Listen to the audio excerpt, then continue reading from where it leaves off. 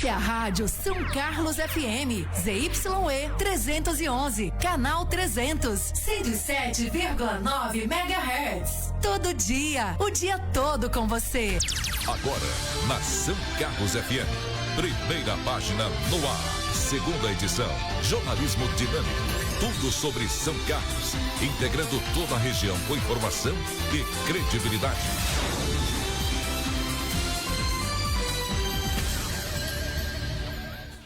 O mundo não acaba com uma explosão, mas com um suspiro, diz T.S. Eliot, em Os Homens Ocos. Em um governo oco como o de Lula, esses últimos suspiros acompanham o presidente desde o início do seu mandato. O governo Lula suspirou mais uma vez nesta semana, quando um deputado discreto negou a oportunidade de chamar mais atenção ao comandar um ministério. Quando um deputado se recusa a virar ministro, há algo de mais podre do que o normal no reino de Brasília. O mais correto seria dizer que o governo Lula nem sequer começou, porque o presidente não conseguiu fazer o país olhar para frente em nenhum momento em seu terceiro mandato. Melhor mesmo seria fingir que o governo nem existiu. Mas a dívida pública não permite ignorar que há sim um governo Lula e que ele deixará uma herança maldita para o próximo ocupante do Palácio do Planalto, como o próprio governo já admitiu. A tentativa frustrada de empurrar Guido Mantega aos brasileiros, ainda no governo de transição, já indicava o passado como meta. E Lula não desistiu desse aceno ao passado até encontrar um lugar para o ex-ministro da Fazenda. Aliás, Lula tentou repetir seus governos no início do século desde que voltou ao Palácio do Planalto. E os indícios de que o Planalto e o plano não iria funcionar começaram a surgir no início do segundo ano de governo, quando a aprovação do presidente começou a despencar. Foi ali que o governo deu seus primeiros suspiros finais, quando a cúpula petista optou por ocupar a comunicação pela queda da popularidade. Em vez de admitir os erros e mudar os rumos da gestão, a aprovação segue caindo até hoje.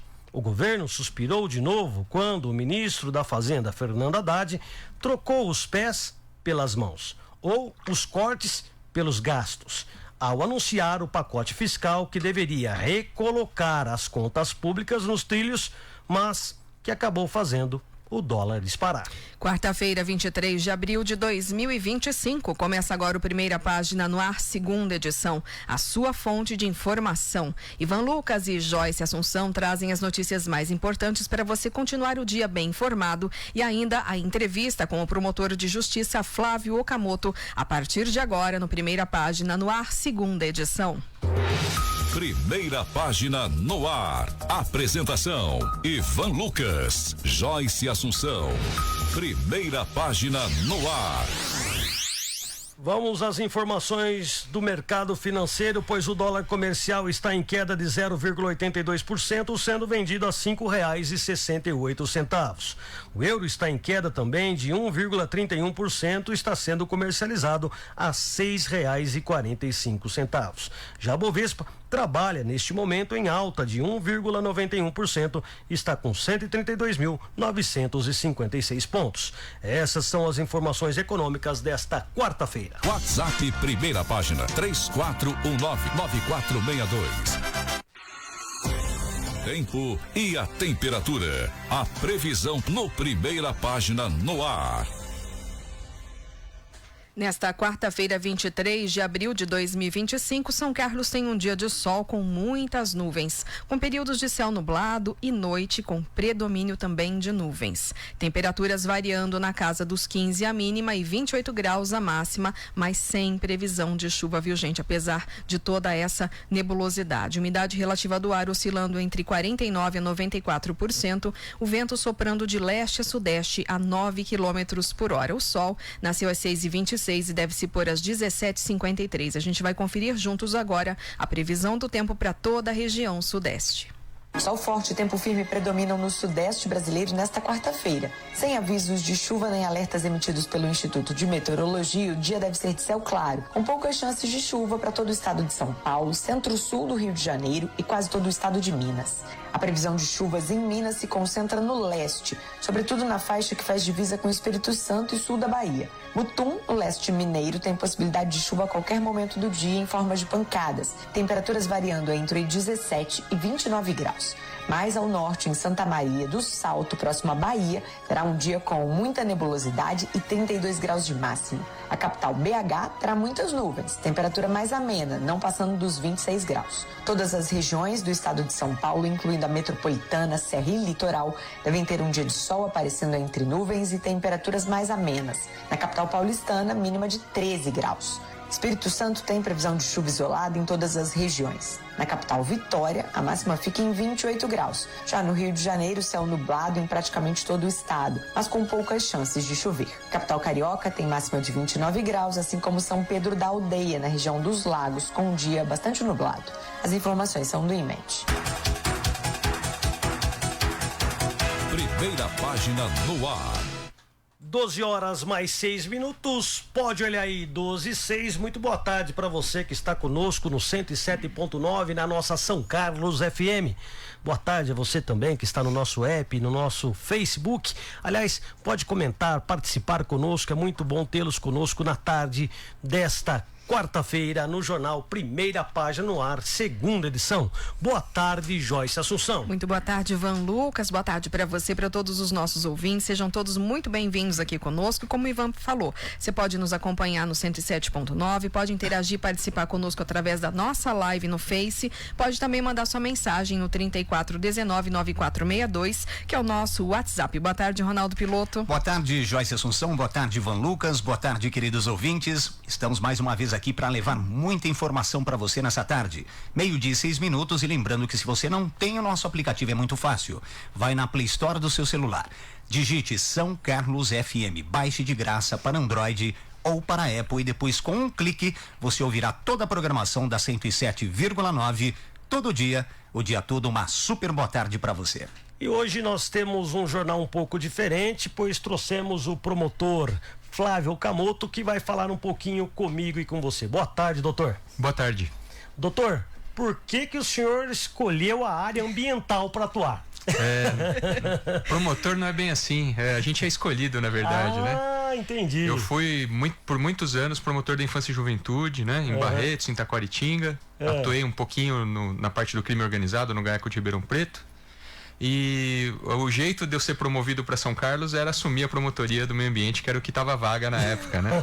Então vamos dizer que eu fui escolhido mesmo, não foi eu que escolhi, não. E é mais calmo o meio ambiente? É bem mais calmo, bem mais calmo. Mexer com PCC, com essas coisas não era bom. Não. E infância tem muita urgência, muita história triste, né? Tanto na parte criminal, abuso de criança, infelizmente muito comum dentro da família. Coisas pesadas. Essas né? questões de adoção, de abrigo, é muito pesado, né? A infância realmente é pesado.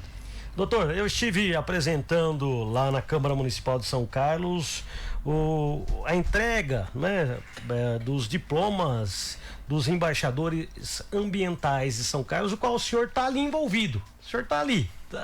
Me fala um pouquinho, o que é isso, esses embaixadores ambientais de São Carlos? Então, os embaixadores ambientais são uma iniciativa de educação ambiental, né?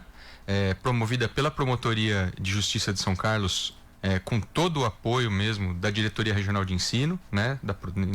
Na pessoa da professora Débora. E basicamente todos os anos a gente renova uma programação de educação ambiental nas escolas estaduais, né, de toda a nossa região. E a promotoria, por meio de direcionamento de multas ambientais, consegue custear o transporte e o lanche dos estudantes para que eles conheçam as coisas do meio ambiente na prática. Então, vão fazer a visita no aterro sanitário da São Carlos Ambiental, ver o tanto de lixo que a gente produz todos os dias. Eles vão alçar e ver como que é o tratamento de esgoto, o tratamento de água. Eles vão na Escola da Floresta aprender lá com o Flávio Marquezin como a gente pode ter boas práticas sustentáveis na agricultura. né?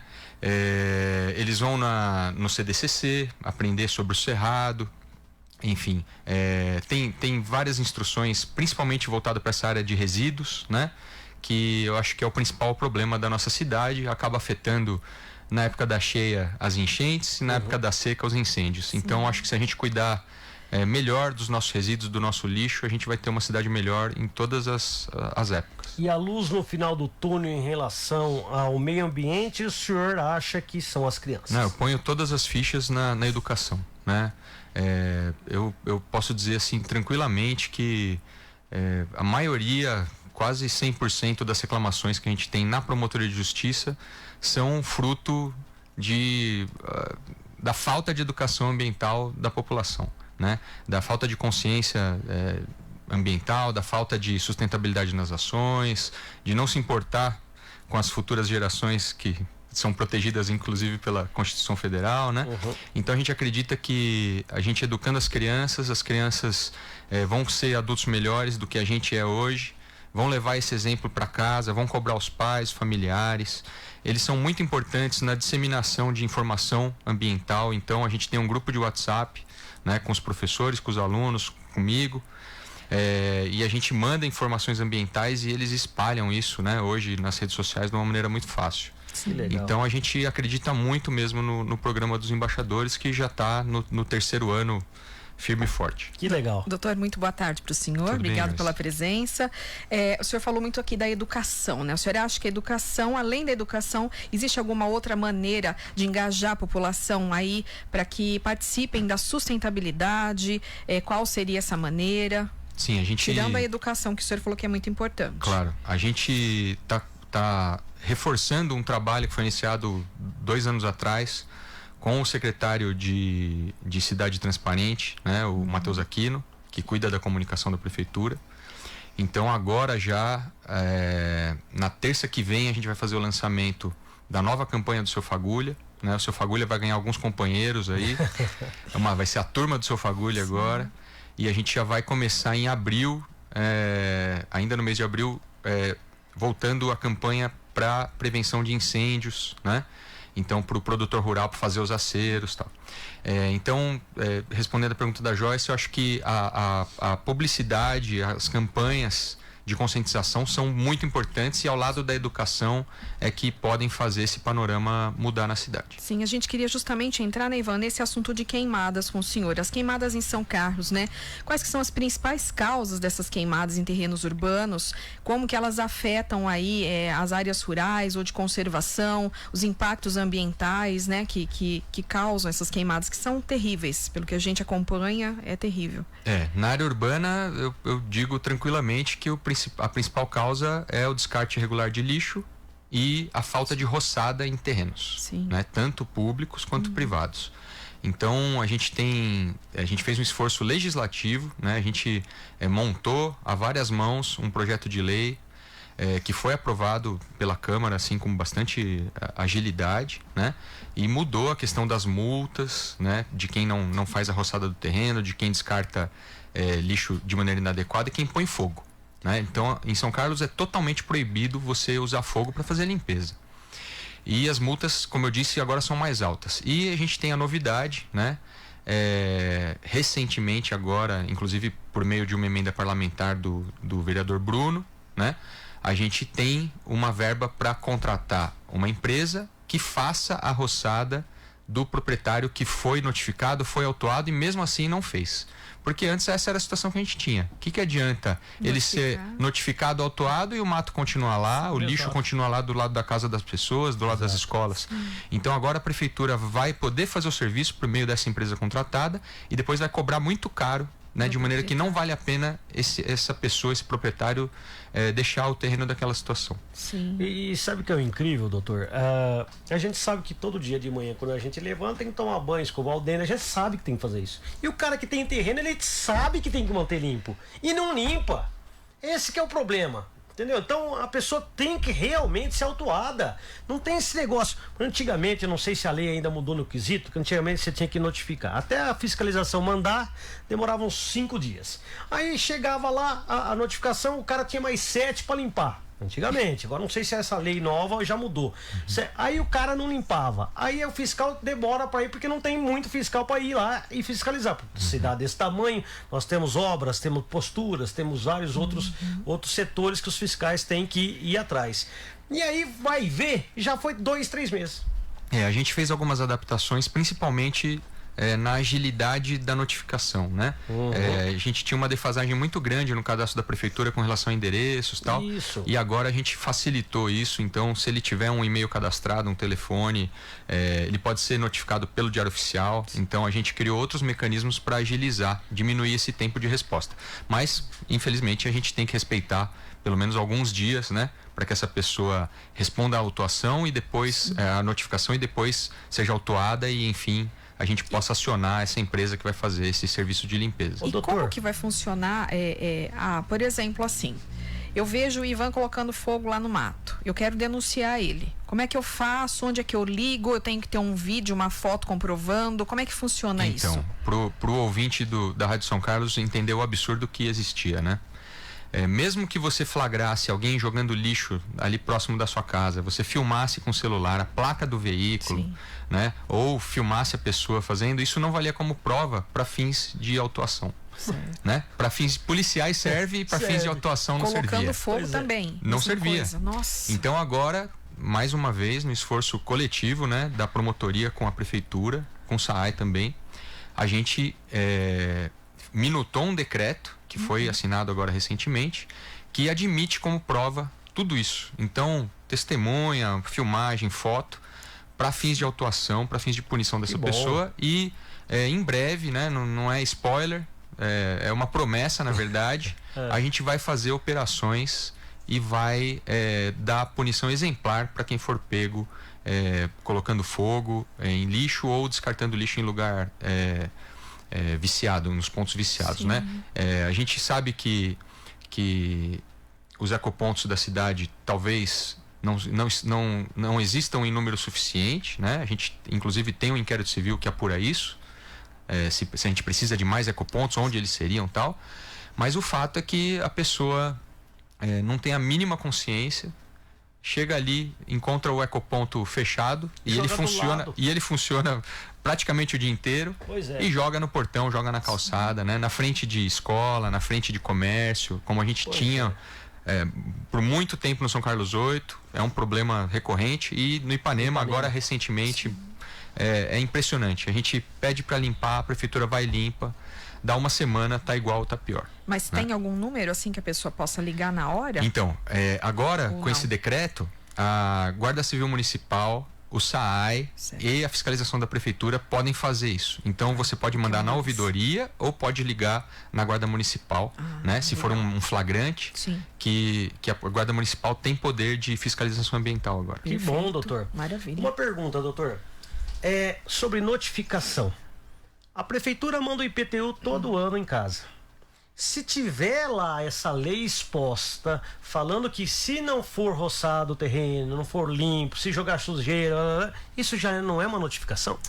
Já poderia servir, né? Não é? Sim, e então sempre pensa vem, com né? carinho nisso, já põe isso na lei. Verdade. Não é? Já é uma notificação. Porque se ficar notificando, não tem papel, não tem, os endereços de e-mail às vezes não funcionam, as pessoas às vezes mudaram, às vezes alugaram o local, e aí não chega na pessoa certa, aquele rolo danado. No IPTU vai ter que chegar na pessoa. É verdade. E hoje eu vi no primeira página aí, já estamos com mais de 12 mil casos confirmados de dengue, né? Exato. A gente não pode esquecer que também o descarte irregular de lixo, a falta de roçada, tal, favorece a criação do mosquito, né? E a proliferação dessa doença aí, que nessa versão que está circulando realmente está muito ruim, né? Eu conheço bastante gente que pegou dengue dessa vez e foi muito pior do que das outras vezes.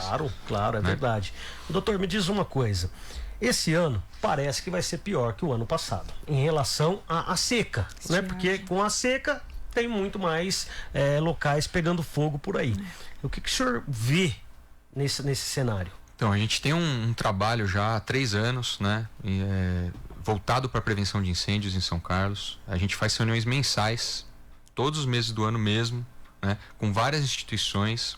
As reuniões, eu gosto de destacar que elas são voluntárias, então todo mundo participa porque quer ver o negócio funcionar, né? Várias pastas da prefeitura, as concessionárias das estradas, os bombeiros, a UFSCar, a Embrapa, o sindicato rural, né? É realmente uma conjugação de esforços.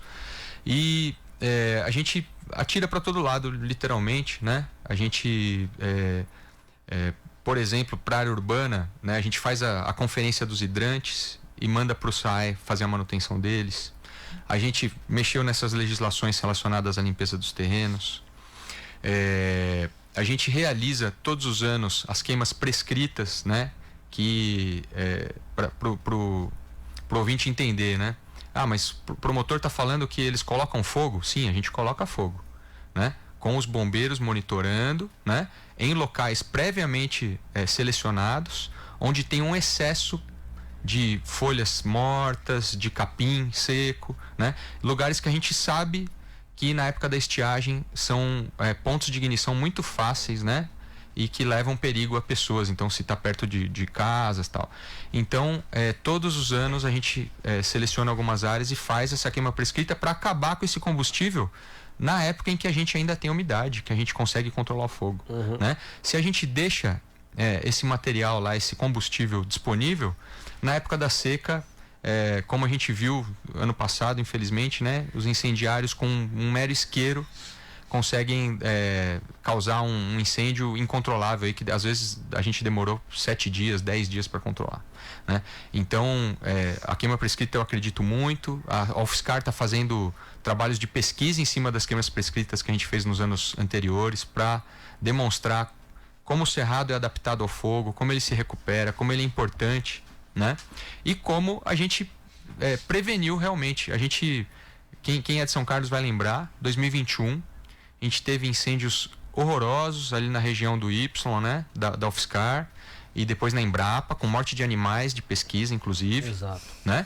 E desde que a gente começou a fazer esse trabalho, vocês podem puxar na memória, não tem mais incêndio na UFSCar, não tem mais incêndio na Embrapa. É uma prevenção, né, doutor? É uma prevenção importantíssima, ainda é um mito, né? Tem muita gente que me ofende, né?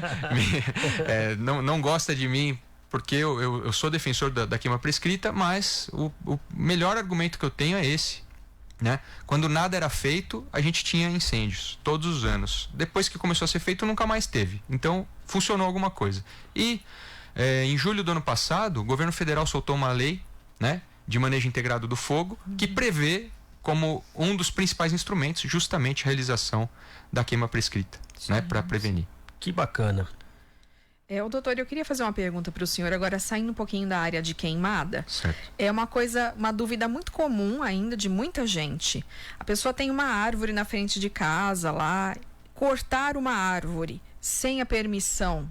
É crime. É crime. Como é que funciona para a pessoa ter a permissão? É só a pessoa ter o desejo de cortar, de retirar essa árvore e vai dar a permissão, vai ser concedida a permissão para ela, é avaliado? Como é que isso funciona? Tá. Então, vamos falar em área urbana, tá? Sim. Na cidade, se você tem uma árvore plantada na frente da sua casa e ela tá pegando no fio, ela tá danificando o seu telhado, ela, enfim, tá causando entupimento de calha, qualquer problema, você tem que ir no SIM, né?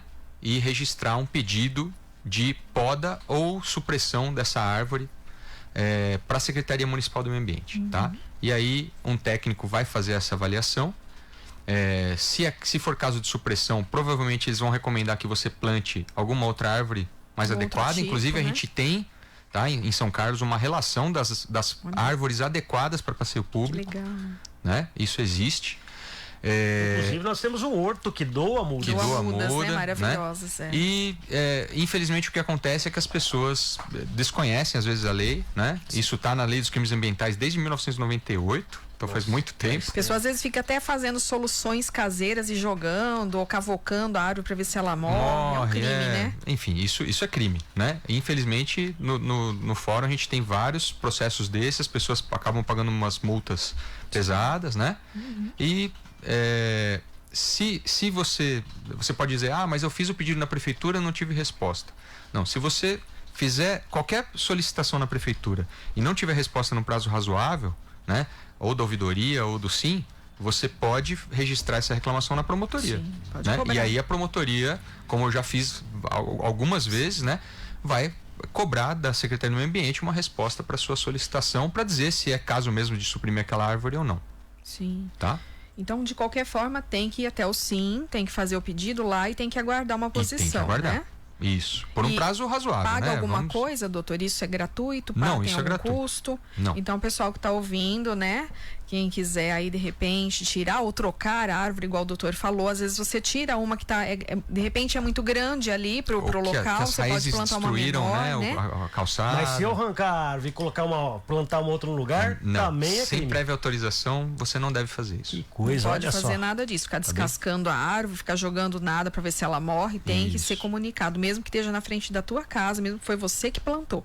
Né? Exato. E aí, doutor, é bem importante também a gente falar dessa relação, né? Tira uma, importante plantar uma outra, não é verdade? Isso, a gente tem reflorestamento, a gente tem toda essa regulamentação, né, da compensação ambiental. Sim. Então, se você corta uma árvore num lugar onde você não deveria, não podia sem autorização, salvo engano, a conta é mais ou menos 8:1. Você tem que plantar 8 árvores. Olha. Doutor, vamos falar um pouquinho de uma área bem verde em São Carlos, que é o Bicão, né? O Bicão é uma área que, na minha concepção, em outros municípios seria um dos parques mais bonitos do mundo, digamos assim. Mas aqui em São Carlos, na minha concepção, ainda é abandonado. Claro que a nova gestão entrando aí pode mudar tudo, mas isso tem que ter vontade para isso acontecer. O que o senhor pensa sobre o Bicão de São Carlos? Então, a gente tem muitas reclamações mesmo sobre o Bicão, né? O pessoal ali, os moradores do entorno, tem inclusive uma associação que é bastante ativa, né? E por causa disso, a gente já fez uma audiência pública lá na sede do MP, com a participação da população, e instaurou um inquérito civil e vem cobrando faz tempo, né, melhorias no Parque do Bicão.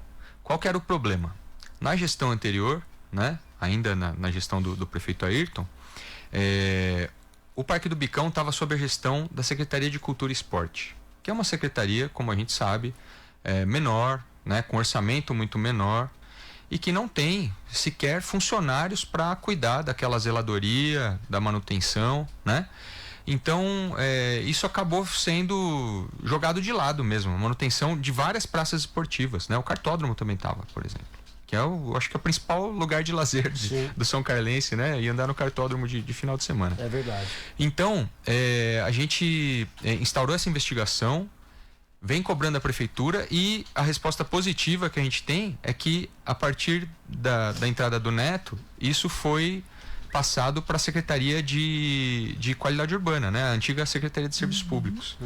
E falei com o secretário Leonardo semana passada, né? E ele me garantiu que aquele processo licitatório que estava parado lá na Cultura e Esporte há muito tempo para contratar esses serviços de zeladoria, jardinagem, vigia, enfim, tudo, isso tá caminhando, e eu acredito que agora, ainda pro primeiro semestre, a gente vai ter novidades boas. E como eu toquei no assunto do cartódromo também, como eu vejo o potencial do Bicão e do cartódromo como áreas de lazer para o São Carlense, gratuitas e de qualidade, hoje a promotoria está lançando 2 questionários online, tá? Eu vou disparar isso por Facebook, por WhatsApp, por e-mail. Vou contar aí com a capilaridade, com o alcance da Rádio São Carlos, do Primeira Página, para me ajudar a espalhar isso. Claro. Né? E até dia 10 de maio a gente vai colher respostas dos são carlenses sobre 2 perguntas só. Então, primeiro, quais são os problemas do Bicão? E aí eu coloquei ali umas 15, 20 alternativas, você pode marcar quantas você quiser. Sim. E no final eu pus outras que você pode escolher, alguma outra solução, algum outro problema que você viu e que eu não vislumbrei. E depois a segunda pergunta: quais são as suas sugestões para melhorar então o Bicão? E aí também tem várias opções ali para você marcar, pode marcar também quantas você quiser, e mais uma vez tem outras para você colocar a sua sugestão. E para o cartódromo a mesma coisa, em formulários diferentes, para a gente compilar os dados de uma maneira mais fácil, tá? Então, a partir de hoje, a gente pode responder esse questionário da promotoria até o dia 10 de maio, e vai ser muito importante. A gente vai compilar com a ajuda da UFSCar, vai compilar esses dados, e vai fazer uma audiência pública em alguma escola de fácil acesso para as pessoas, no período noturno, no período que você que trabalha pode ir. Que legal. Olha, Tá? que bacana. E aí você vai lá e vai ser ouvido, e a promotoria vai pegar o problema que você apontou, a sugestão que você deu, e vai cobrar que isso seja feito, né? Pra gente ter um cartódromo e um bicão do jeito que eles deveriam ser. Eu acho que o bicão deveria ter uma pista de caminhada lá dentro, com aquela arborização. É muito bonito, né? É maravilhoso. Como tinha a pista de caminhada da UFSCar, que tá fechada até hoje, ninguém sabe por quê. Tá. Deveria abrir aquela pista de caminhada, que na verdade chamava pista de saúde. Pista da UFSCar. saúde. Exatamente, e tá fechada até hoje. Não, a gente não vê a justiça agir, a gente não vê a UFSCar falar, a gente não vê políticos falarem sobre aquilo lá. Entendeu? Eu acho que aquilo deveria ser aberto também para a população. Então, na questão do cartódromo, até uma das perguntas que eu coloquei lá é se você acha que se ele deve continuar aberto do jeito que é, ou se ele deve ser cercado e colocado horário de funcionamento. Sim. Né? Pelas questões de segurança, Sim. enfim, de frequência de pessoas ali suspeitas, usuário de droga, às vezes alguém tentando fazer um crime contra o patrimônio, né? Do cartódromo, ao contrário do que o Ivan falou, uma das sugestões, você acha que tem que plantar mais árvores? Né? Você acha que faltam espaços de sombra? Eu Né? acho que sim. Com relação à manutenção, eu coloquei lá vários itens, então banheiros separado, jardinagem, outro item, as pistas, né? As calçadas e as pistas de caminhada, né? A questão da segurança, a questão da iluminação. Então são vários itens lá que a população vai ajudar a gente a construir esse diagnóstico e cobrar as soluções. E qual que é o link para a pessoa responder essas perguntas? Então eu vou divulgar isso depois para vocês e conto com a ajuda de vocês para colocar. É uma URL encurtada, mas agora de cabeça realmente eu não sei. O senhor me Depois manda ele no zap que passa. a gente Eu mando. escrever uma matéria no Jornal PP. Maravilha. Divulgar sem Isso. problema nenhum. Doutor, vamos falar rapidamente então sobre os mananciais, falando sobre os córregos de São Carlos. Eu acho que é um dos municípios que mais tem córregos. Que seria uma bênção, né? Não é? É Porém, verdade. a gente não vê uma manutenção, a gente não vê um desassoreamento. O que o senhor pensa sobre isso? Tá. Então, a gente tem investigações tanto sobre a disponibilidade de água, né? Que vai ser muito importante esse ano, quanto com relação à contaminação, vazamento de esgoto nos córregos, mau cheiro, enfim, né? Dificuldade na captação de água, aquilo que eu já venho falando há algum tempo, né?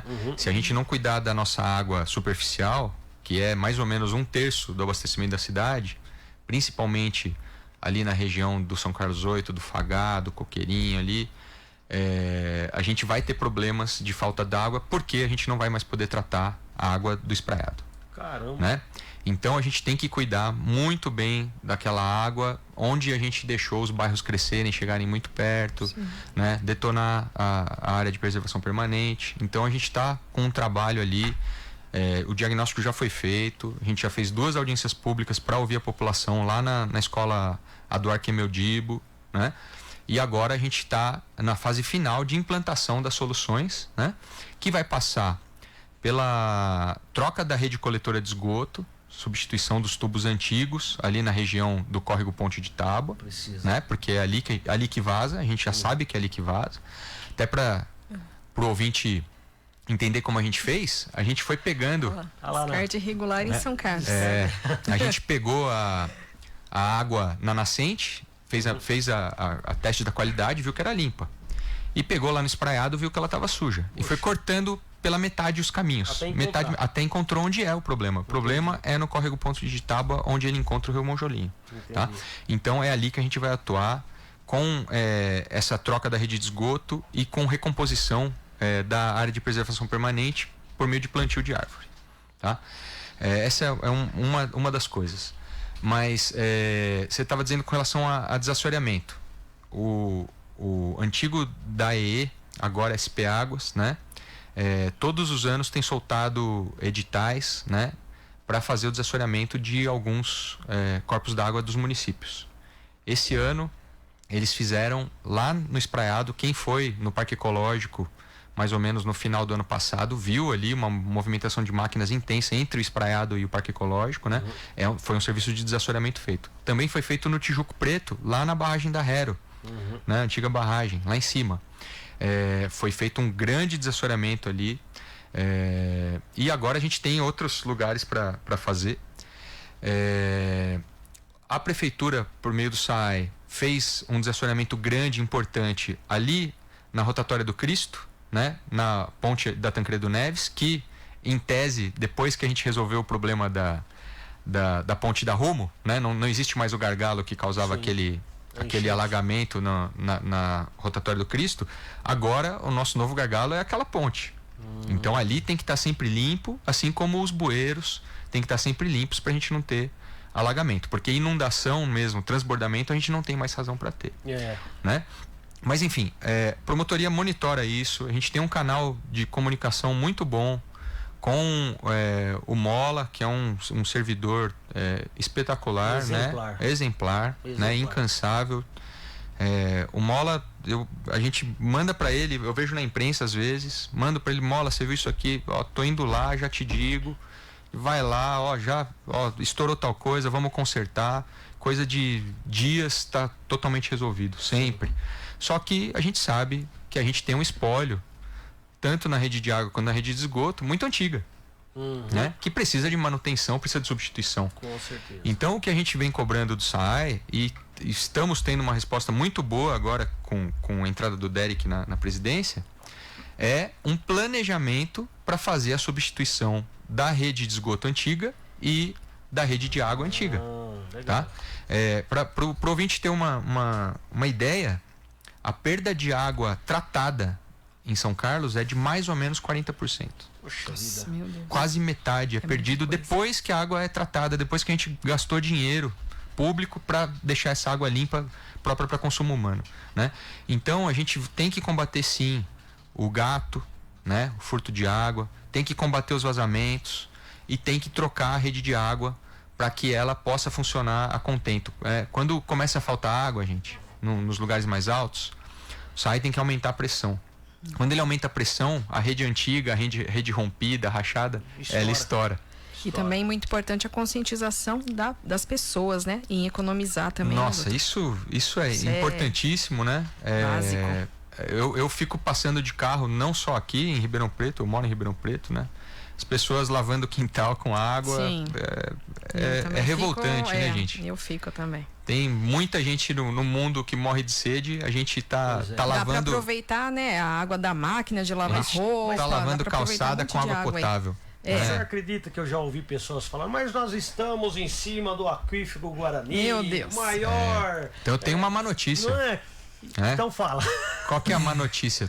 Ninguém sabe quanto de água tem no aquífero Guarani. Vai achando que tem muito. Cada vez que o SAAI e todos os outros municípios aqui da nossa região cavam um poço, ele tem que ser mais fundo porque ele não acha água. Então, imagina a situação. Né? Então, gente, como eu disse, 1/3 da água é da captação do feijão e do espraiado, né? 65% da água, mais ou menos, é do aquífero Guarani.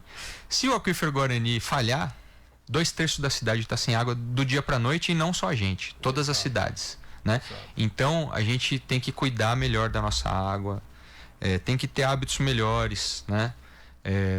Não fazer barba no banho, não escovar o dente com torneira aberta, usar água do chuveiro, aquela primeira água do chuveiro, né? Para dar descarga, para molhar planta, para lavar a frente de casa, né?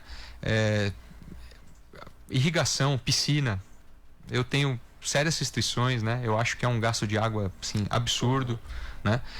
Enfim, mais uma vez a gente vai barrar na educação ambiental e na aposta que a gente faz nos embaixadores, né? Também nessa questão do consumo consciente de água. Ô, doutor, eu tenho uma última pergunta para o senhor, só para não estourar muito o nosso tempo, Ivan.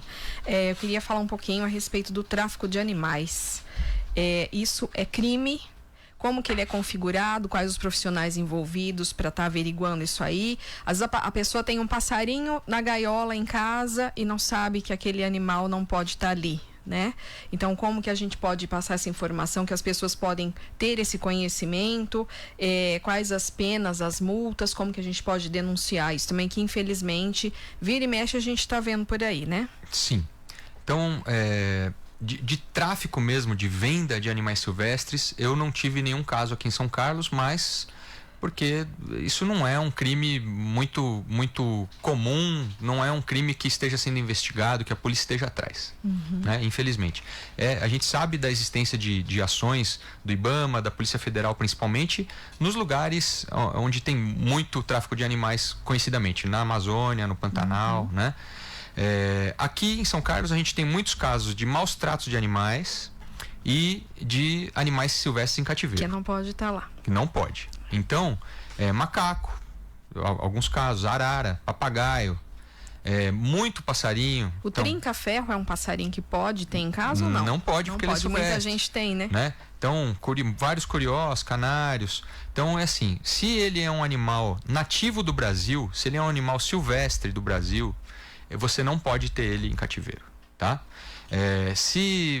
Mas eu tenho uma cacatua australiana, eu tenho um periquito australiano. Pode, não tem problema. Eu tenho uma tartaruga tigre d'água asiático. Pode, desde que você, cuide bem, que você não maltrate o animal. Agora, você não pode pegar uma maritaca, não pode pegar um papagaio, animal livre. Não pode pegar um saruê, uma cobra, não pode, né? Se você fizer isso, você está incorrendo num crime ambiental, mais uma vez previsto desde 1998, né?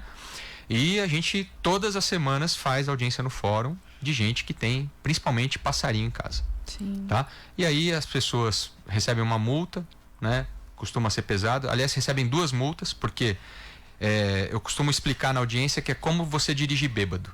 Ele gera a multa administrativa que você paga para o governo do estado, lá para a Polícia Ambiental. Sim. E gera o processo penal e você vai pagar uma outra multa aqui para o juiz. Tá?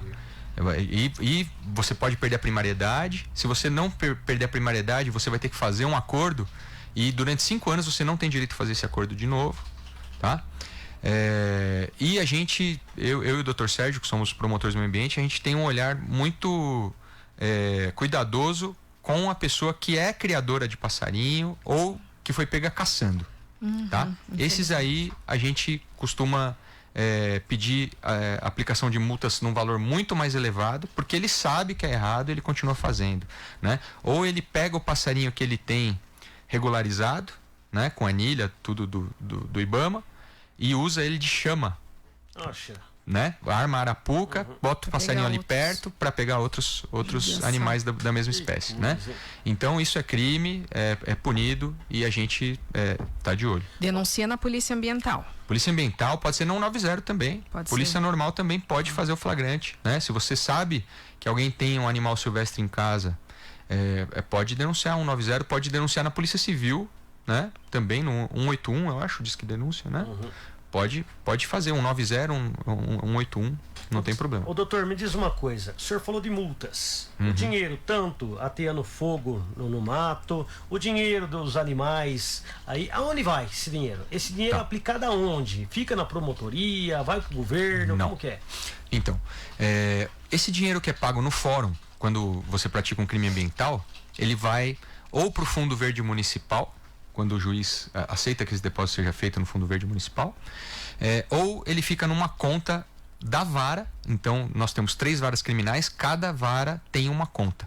E no final do ano eles recebem projetos de qualquer natureza. Então pode ser um projeto social que você tem de futebol, pode ser um plantio de árvores, como a gente já apresentou em outros anos, pode ser comprar os embaixadores ambientais, a questão do ônibus, enfim. Então, as pessoas podem apresentar projetos nas varas criminais e aí os juízes avaliam esses projetos e fazem a divisão do dinheiro. Tá? Então, eles inclusive eu tenho pedido, como a gente tem muita multa ambiental, eu tenho pedido sempre aos juízes que destinem pelo menos uma parte do dinheiro arrecadado durante o ano para fins ambientais, né? E o dinheiro que vai para o Fundo Verde, ele fica vinculado à Secretaria do Meio Ambiente, né? Ele tem um comitê gestor que, até onde a gente sabe, não está funcionando muito bem, né? Já faz algum tempo que a gente não tem um chamamento, por exemplo, para apresentação de projetos para serem beneficiados pelo Fundo Verde, mas a ideia seria essa. É um fundo onde você vai acumulando dinheiro. Quando você atinge um montante legal, você faz um edital e diga, olha, você tem um projeto ambiental?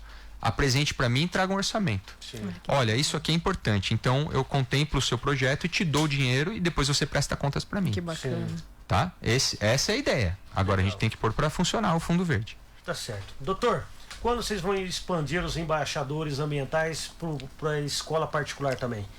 E a municipal? Isso. As escolas particulares, como as escolas particulares eles prestam contas para a diretoria regional de ensino, já é um plano da professora Débora expandir, né, os embaixadores ambientais para as escolas particulares. Boa. E as escolas municipais, a gente conversou com a secretária adjunta lá na ocasião da diplomação dos embaixadores, e a gente vai trazer também para as escolas municipais, tá? E as escolas municipais, inclusive, têm uma facilidade que eles já têm o transporte. Que legal. Né? As escolas estaduais não têm transporte escolar, então por isso que a promotoria precisa ajudar com essas multas. Mas as escolas municipais, elas já fazem atividades de educação ambiental e ainda tem essa facilidade aí do transporte disponível. Doutor Flávio, eu quero agradecê-lo, né? Porque eu mandei mensagem para ele, Joyce, foi rapidamente, já me respondeu, já falou que viria aqui, estaria aqui conosco. Não, e a gente precisa ir por conta do tempo, mas assim, a gente tem muito mais perguntas, a gente está muito contente que o senhor está aqui hoje, volte mais vezes, viu? Verdade. Tem muita coisa que a gente quer perguntar e com certeza o pessoal de casa também,